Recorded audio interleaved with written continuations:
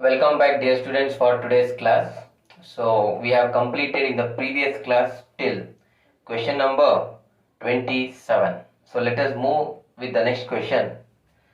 The question we have here is diapedesis is bursting of WBC, production of pus, production of WBC and passage of WBC out of the blood capillaries to the site of injury. Alright, see, already we have discussed about diapedesis. Dear students, it's very rather simple. I already have told you. Especially there are three types of blood vessels in our body, that is the arteries, veins and capillaries. Arteries and veins are much thicker and they carry more blood when compared to the capillaries, which are the smallest of the blood vessels, and capillaries are just one endothelial cell thick, which we have discussed. And here, moreover, it is very important for us to understand that the WBC cells from the capillaries especially will move outside to the tissue fluid. That process is called as what? Diapedesis. Alright, we know that. So already we have discussed, my dear students. So the easy answer here, we have to go for option 4, that is passage of WBC out of the blood capillaries to the site of injury, alright, especially is referred to as what? Diapedesis. So next question we have here is typical lub-dub sound heard in the heartbeat are due to, alright, my dear friends. See, there are two sounds which can be heard, alright, in the heartbeats. That is, one is lub and second one we can say it as dub or dub, alright.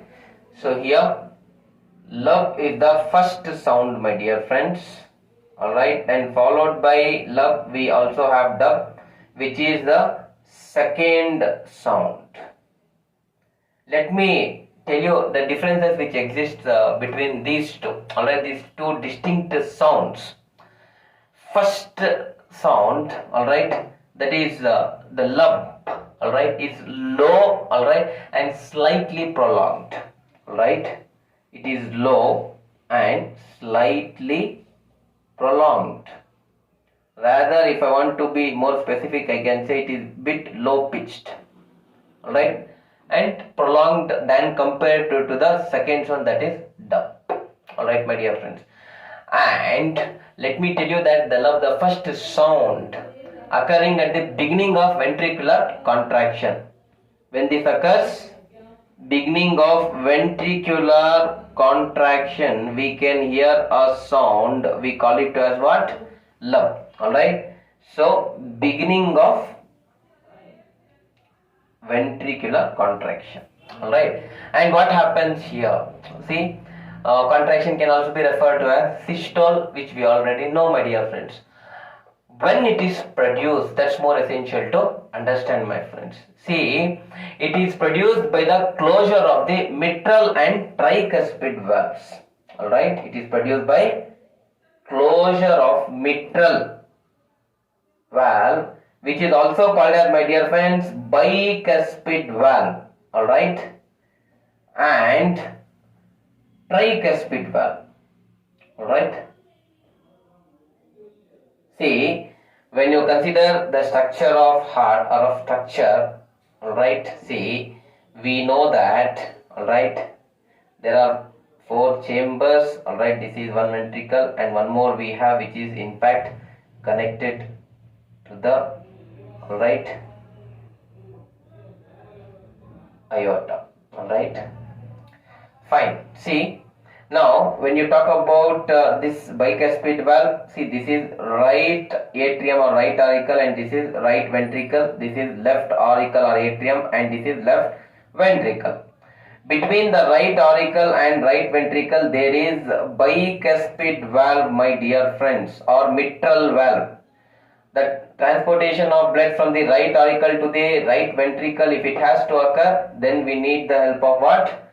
The bicuspid valve. Anyway, so here when these bicuspid valves close, alright, during ventricular contraction or ventricular systole, we are going to hear a first sound, a low pitched prolonged sound called as lub.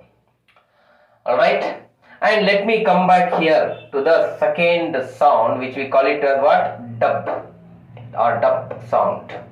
See, it is low pitched. Which one? The first sound. And when we talk about the dub, which is the second sound, alright, it is much sharper and high pitched. Alright, it is high pitched and very much sharper than compared to the first sound. Alright, and it is not as prolonged as the first sound. Remember this. And when it is caused, alright, it is caused by the closure of aortic valve and pulmonary valve. Alright, aortic valve and pulmonary valve. See, here we have pulmonary artery and here we have aorta. Alright, so anyway, here see, we can say that pulmonary valve as well as the aortic valve. Alright, see, pulmonary valve as well as the aortic valve both are lined by what we can say semilunar valves. Rather, in simple sense, aortic valve and pulmonary valve we can refer in other terms as what? Semilunar valves. During the closure of this, when during ventricular systole, again. Alright. So, we can hear the second sound. Alright, see, let us understand now the option here.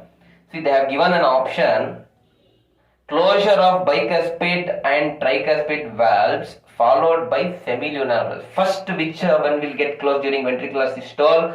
Bicuspid and tricuspid valve. In the same ventricular systole, we can next see the closure of the semilunar valves. Alright, or the aortic valve and the pulmonary valve. Right, when this occurs, we are going to hear the second sound, that is dub. Alright, so go for option number 4. That is your right answer, my dear friends. Next question we have, prothrombin is converted into thrombin. They have given mentioned A there, and fibrinogen converted to fibrin. They have mentioned B. We have to recognize what is A and what is B. 4 options have been given. Now let us understand that it is the important steps in the mechanism of blood clotting or coagulation. Dear students, so let me explain you firstly, alright, few important aspects which occur during the mechanism of blood clotting.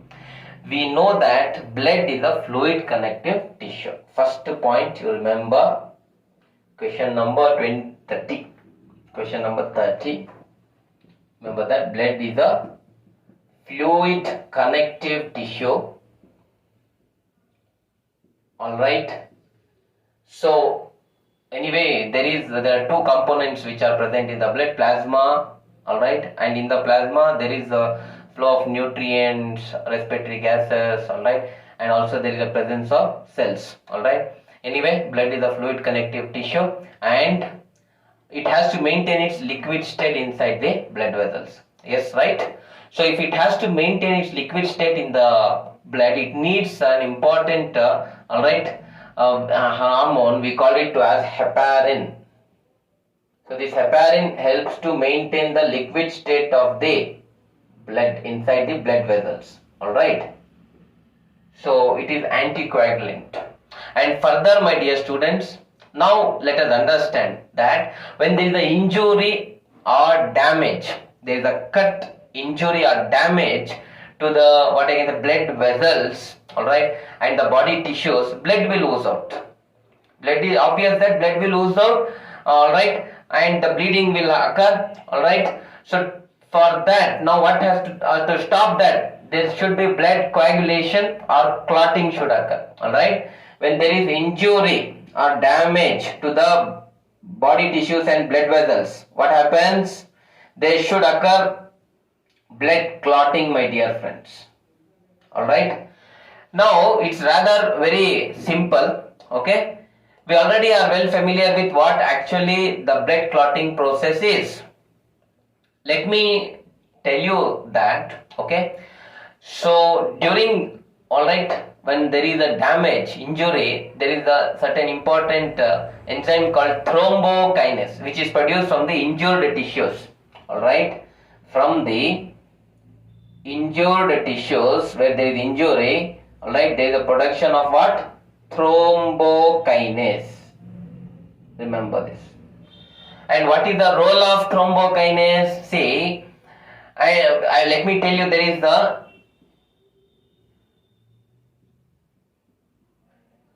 inactive prothrombin, alright, inactive prothrombin, which is unstable protein present in the plasma. This unstable protein which is present in the plasma or the liquid component of the blood has to get converted into thrombin, my dear students.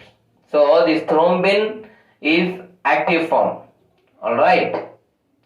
Now from prothrombin to thrombin, if this conversion has to occur, that is from the inactive form to the active form, if it has to occur, my dear friends, there is the requirement of thrombokinase. Alright, as I said you, this thrombokinase is, alright, produced by the, alright, injured tissues. Alright, that much you understand. Along with thrombokinase, even calcium is very much needed here. So this is the first step. Now what happens? Now this active thrombin is present, my dear students. So this enzyme, now active thrombin, alright, this enzyme or the protein which is present will convert the soluble fibrinogen into insoluble fibrin. So second step is what? Fibrinogen, alright, is soluble now. Alright, this soluble fibrinogen has to get converted into insoluble fibrin, my dear students. Alright, and here for this conversion we need thrombin along with calcium as alright, an important component. See what the fibrins do. Fibrin form a network of threads. They form network of threads. And in fact, let me tell you, they trap the dead and damaged formed elements or the blood cells. Alright. So this is how, when this happens, there is what we call it as the clotting process. The clot, when it occurs, it seals the wound. Alright. Due to which, see, the insoluble fibrin which is forming the clots now. Alright. Blocking all the cells not to pass outside the body and the fluid not to pass outside the body. These clots will seal the wound. Alright. When the wound is sealed, my dear friends, let me tell you, alright, the blood clotting is seen. Alright, this is how it occurs. So remember these two steps. First one is rather from prothrombin to thrombin, how it is converted, and fibrinogen to fibrin is the second step. And now let us understand in the given thing. They have given prothrombin is converted into thrombin in the presence of which enzyme? Alright, we know that it is now thrombokinase, so this will be A. And fibrinogen is converted into fibrin with the help of what? Thrombin, that is B. So the right answer you have to go for is option 1 itself, that is A is thrombokinase and B is thrombin. Next question number 31, we have the most abundant and least abundant cells of the blood are. 4 options have been given: RBCs and WBCs, WBCs and RBCs, RBCs and platelets, platelets and RBCs. So first we need to identify which are the abundant, and next we have to go for which is the least abundant. Alright, abundant. Dear students, now first of all let us understand that when you talk about the fluid component, that is the blood, alright, blood is formed of 2 components. First one is the plasma and second is formed elements. Alright, plasma is the fluid component and these are the blood cells. Formed elements can also be called as what? Blood cells. Alright, further let me tell you, my dear students, formed elements can be classified into, alright, 3 ways. Alright, first one are red blood corpuscles, which are also called as what? Erythrocytes. Next we have white blood corpuscles or cells, and these are called as what? Leukocytes. Then we have platelets, alright, which can also be referred to as what? Thrombocytes. Dear students, now we are well familiar with these are the three cells, and among these three cells we need to understand which are the most abundant, alright, the most abundant firstly, and secondly we need to identify which are the least, alright, least abundant, alright. So now let me tell you here that RBCs, when you consider in the blood, they can be present in a range from 3.93 to 5.69 approximately million cells per, alright, cubic millimeter of blood. Just per cubic millimeter of blood we can find 3.93 to 5.69 million RBCs. Secondly, WBCs range from 3300 to, alright, around 8700 cells. This is, alright, per cubic millimeter of blood, per cubic millimeter of blood again. Thirdly, my dear friends, we have platelets. Now when we talk about platelets, it ranges from 1,50,000 to around 4 lakhs, alright, 4 lakhs, alright. So per cubic millimeter of blood. Now you can imagine, all I have put across in cubic millimeter of blood, what number of cells we can find. We are easily we can come to know about this. Now dear students, you see that RBCs are the highest, the most abundant, and the least abundant are what? The WBCs. So we have to go for option 1, that is RBCs are the most abundant and WBCs are the, what we can say, least abundant cells in the blood, alright. So this is it about question number 31. Next we have largest heart is of. Now 4 options have been given: giraffe, elephant, crocodile and lion. Among these 4, we know that the largest terrestrial animal we have here, that is the elephant, alright. And let me tell you that the average weight of an elephant heart is about 12 to 21 kg. It differs from 12 to, alright, 21 kgs, alright, kilograms, and it comprises about 0.5% of the animal's total body weight. So when we consider anything, alright, any animal, generally it would be around 0.5% of total body weight. Alright, so this is very important and interesting, alright, and it is no doubt among the given following that elephant has in fact the largest of heart, alright, and heart beats, alright, around 30 times a minute, alright. So heart beats around 30 times a minute, alright. So this is very important and interesting, dear students, alright. So without any hesitation, you please go for option number 2, that is elephant. Elephant has the largest heart among these given 4. That is it for question number 32. Next question we have: RBCs placed in distilled water will burst, shrink, stick to one another and divide. These are the 4 options which have been given, my dear students. Let me explain you more clearly here. So let us say we have taken distilled water in a beaker, for example, okay. So this is the distilled water, alright, and we have placed what? RBC cells inside the distilled water. Now please understand, my dear students, that here one thing can be noted: the concentration of water is higher outside the RBC. See, outside the RBC, now distilled water concentration will be very much higher.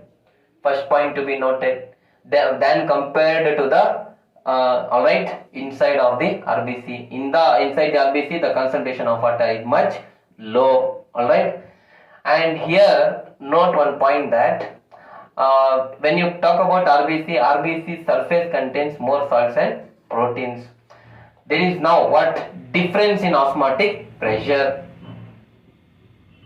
There also exists difference in osmotic pressure. Alright. We know osmosis, right? The movement of water from the higher concentration, higher water potential to the lower water potential. Alright. So that's why I use the word what? There is now difference in osmotic pressure when this happens. Now dear students, see, now what happens is, see, concentration of or water potential is much high outside. So our concentration or potential, you can use potential will be the more what I can say appropriate word. Water potential is much higher outside. So from the higher water potential, the water will move now inside the RBC. Now what will happen to the RBC? RBC will swell up, alright, and later they will burst as well, alright. The first volume increases and later they will burst, alright. So this is what happens, my dear students. So out of the given 4 options, the more appropriate option would be burst. First their volume increases and later they will burst. So you can go for option 1. That will be your more appropriate answer, my friends. Then next let me move on to question number 34. Blood vessel of diaphragm is called. See, where first of all, diaphragm, where it is present, my friends. See, diaphragm, it is present, alright,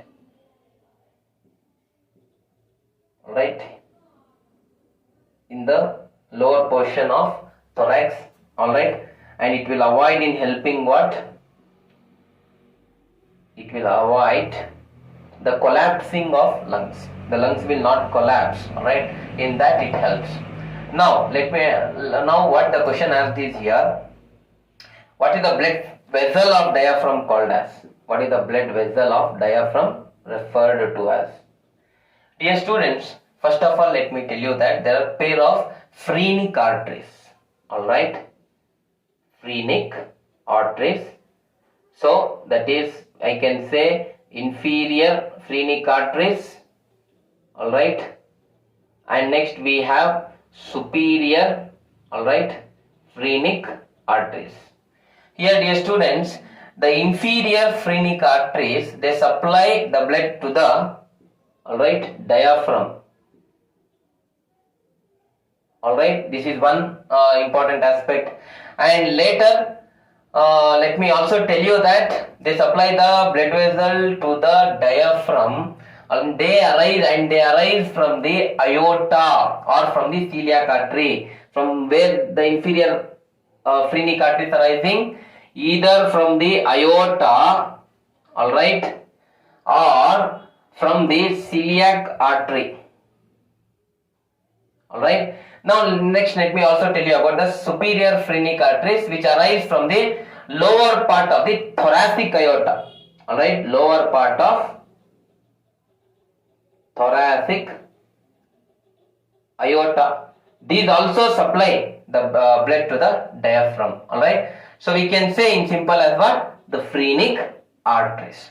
So among the given options, you can go for option 3. That will be your right answer. Dear students, question number 35 we have, in order for the blood to flow from the right ventricle to the left ventricle in mammalian heart, it must flow through. From the right ventricle to left ventricle, if the blood has to reach, let us say this is the heart structure in simple, alright.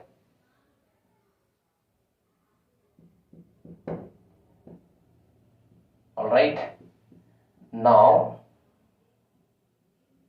this is one auricle, this is one more auricle, this is one ventricle, and this is one more ventricle.